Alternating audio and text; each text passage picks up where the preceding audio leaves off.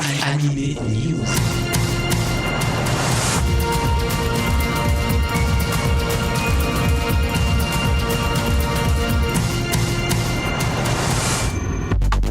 Bonjour à tous, c'est Alex au micro de Generic Kids. Comme chaque semaine, c'est Anime News, votre rendez-vous avec l'actu manga et animation japonaise.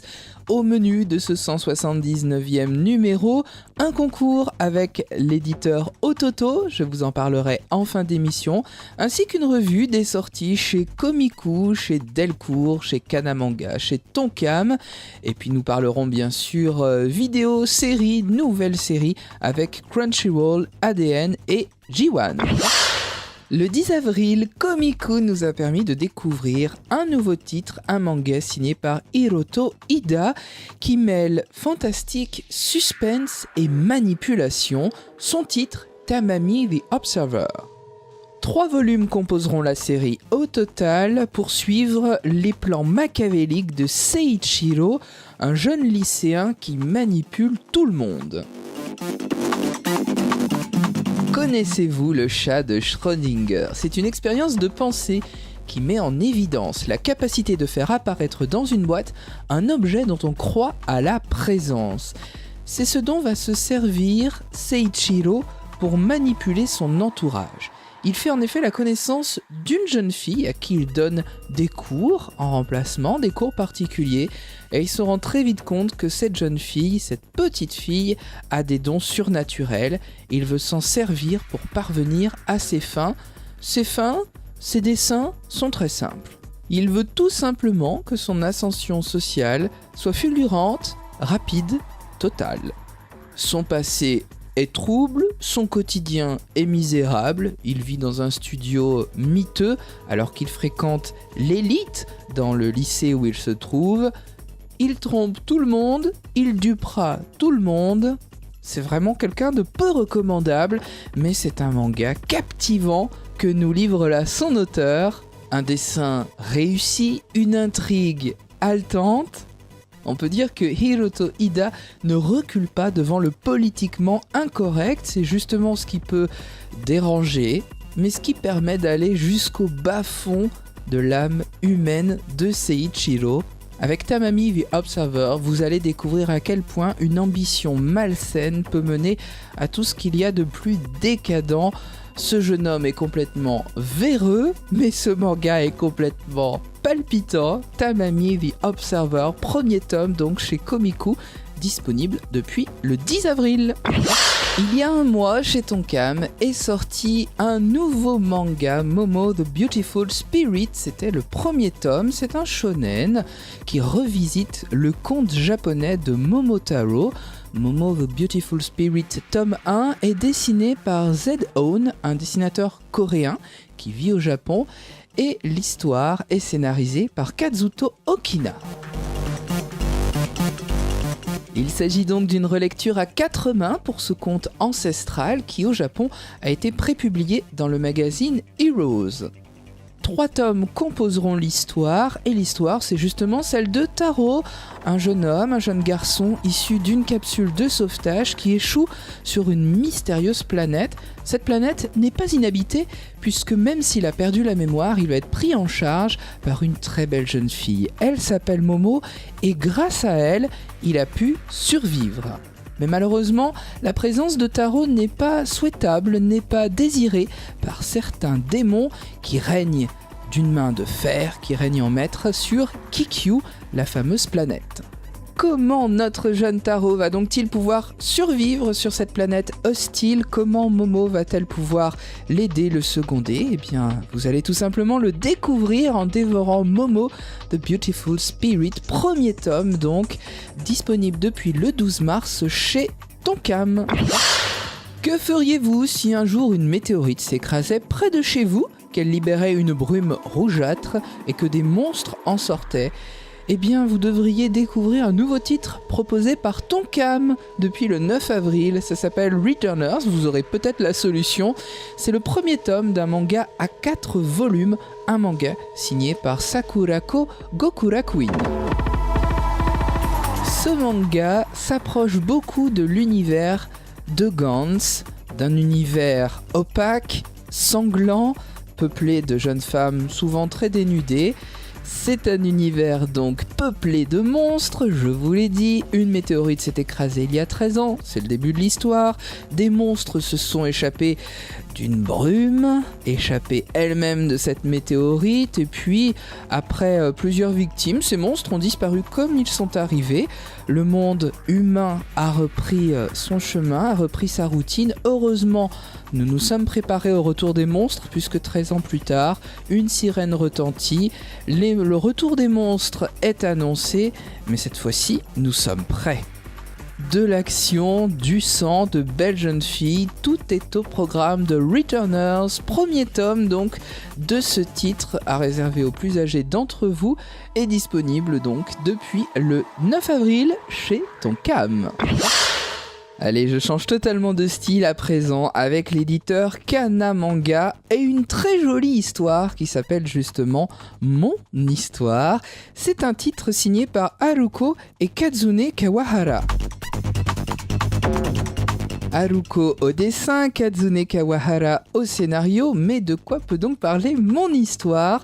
Cette histoire totalement craquante, eh bien c'est celle d'une armoire à glace d'un lycéen qui s'appelle Takeo, qui est vraiment immense, qui n'a rien pour plaire, tant physiquement qu'au niveau de son comportement. Il est pâteau, il est maladroit, il tombe amoureux de filles, il leur fait des déclarations, mais malheureusement, ces filles tombent toutes amoureuses de l'ami d'enfance de Takeo. Il s'appelle Sunakawa, il est très beau, c'est vraiment son opposé, et Sunakawa repousse ses filles à chaque fois.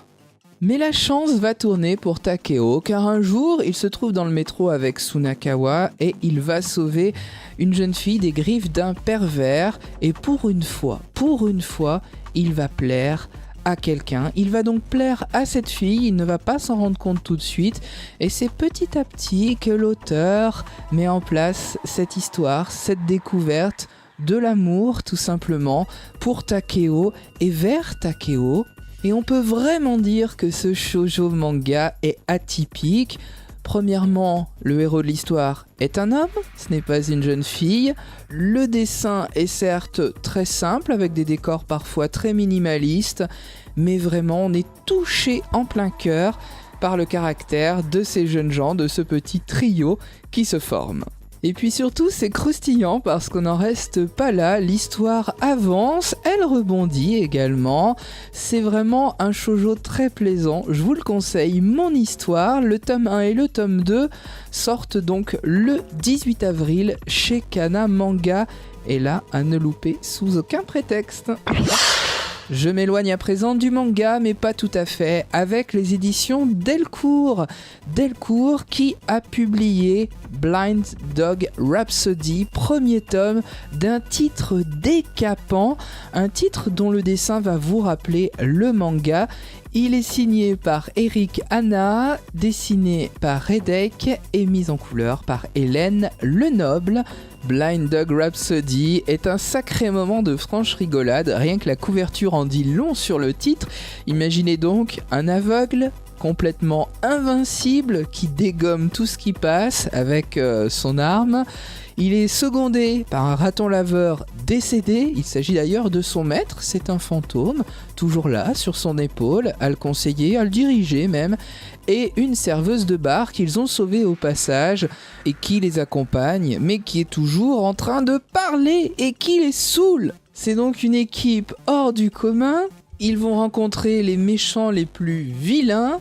Vous êtes dans un monde médiéval et fantastique même. Alors, que fait ce jeune blanc-bec ? C'est d'ailleurs plutôt un sale bâtard blanc et infirme. C'est lui qui se fait appeler comme ça.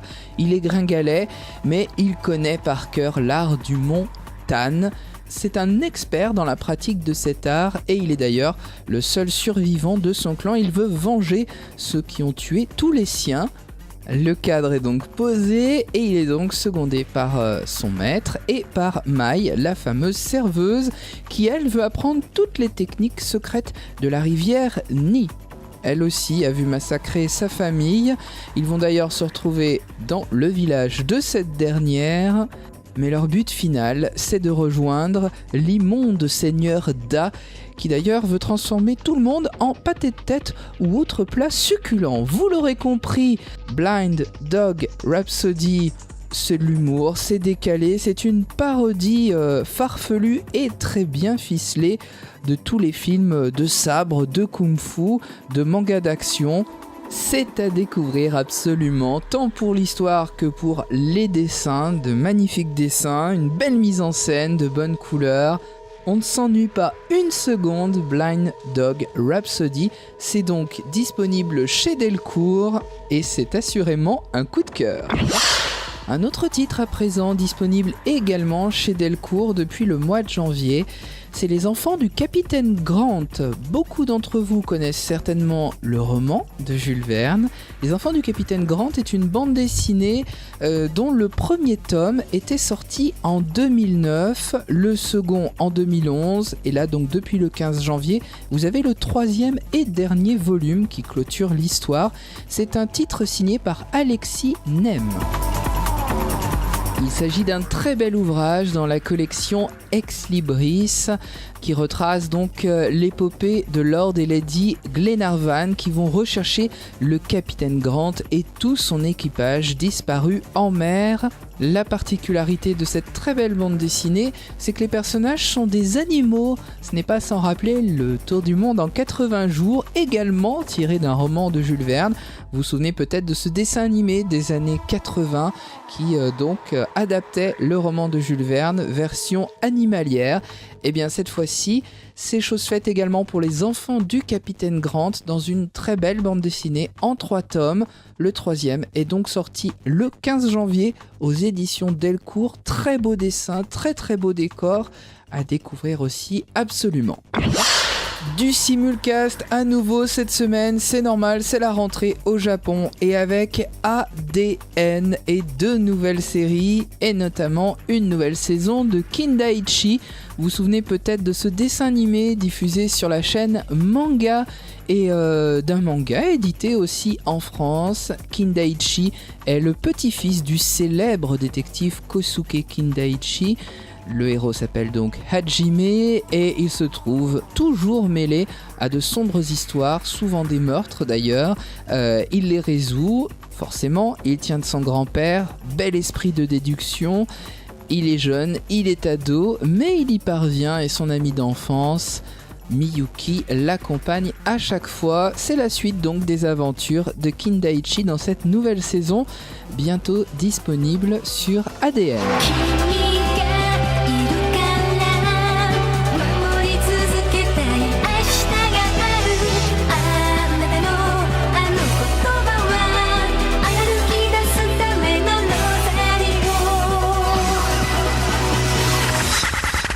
This World is Beautiful, c'est une autre série que vous pourrez voir sur ADN avec une belle histoire, une princesse de la pluie qui se rend au royaume du beau temps pour épouser le roi soleil. C'est prometteur. 2 jeunes gens donc, qui vont faire connaissance. Ils sont jeunes, ils sont ados, ils gouvernent des royaumes. This World is Beautiful, c'est donc bientôt sur ADN. Et je passe à présent sur Crunchyroll avec des séries à l'appel et notamment Captain Earth. C'est une série de science-fiction du studio Bones qui a débuté le 5 avril à 20h. Chaque épisode sera donc disponible chaque samedi. C'est pareil aussi pour Broken Blade. Ce sera bien sûr toujours de la VO sous-titrée, c'est du simulcast, c'est du studio Xebec et production Ige. En plus, il est réalisé par Nobuyoshi Habara. Et la série a débuté le 6 avril à 17h. Chaque épisode donc sera visible chaque dimanche pour Broken Blade.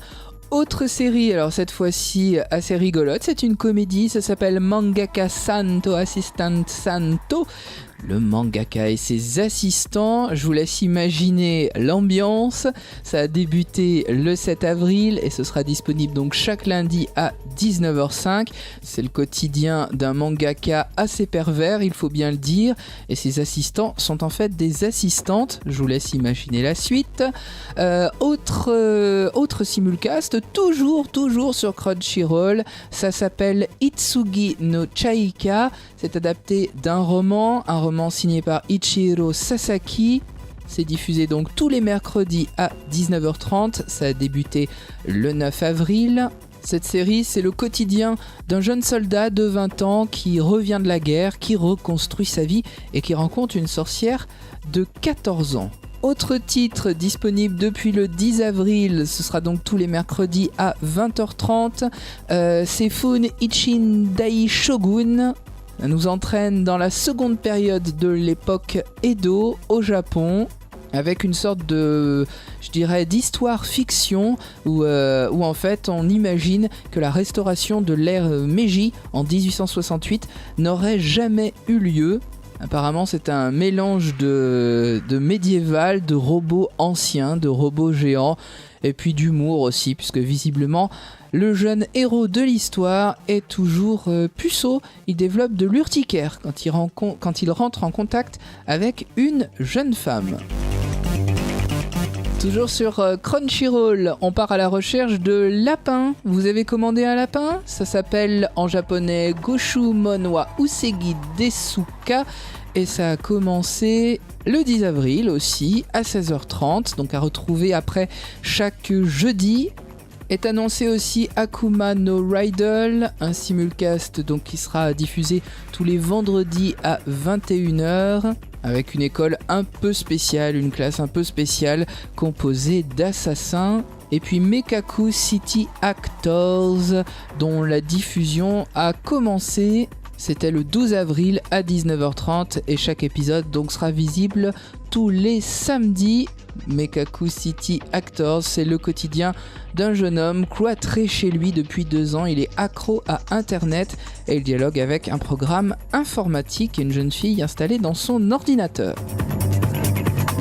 Bien entendu, plus de détails et puis carrément les épisodes, les séries visibles sur Crunchyroll, sur leur site internet, sur leur plateforme.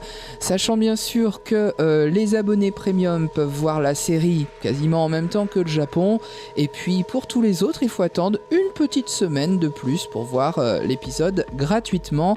En tout cas, on peut vraiment dire que c'est la rentrée en beauté sur Crunchyroll. Une nouveauté à présent en version française sur J1, il s'agit de Rock Lee, les péripéties d'un ninja en herbe. Vous connaissez certainement Naruto, vous connaissez ses amis et parmi eux Rock Lee, qu'on surnomme souvent Gros Sourcil. C'est un ninja délirant, il habite aussi à Konoha et lui aussi mérite sa série. Cette fois-ci, c'est en SD, c'est délirant. La saison 1 est donc doublée en français, elle sera diffusée à partir du 16 avril à 19h20 sur J1. Alors ne manquez pas le quotidien exceptionnel de Rock Lee, cet apprenti ninja aux sourcils broussailleux.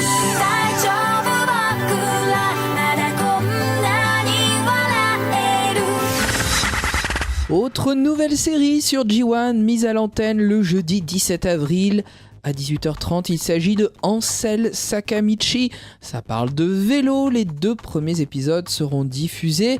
C'est tiré d'un manga de Wataru Watanabe. Une diffusion donc sur J1 à partir du 17, puis un peu plus tard sur ADN.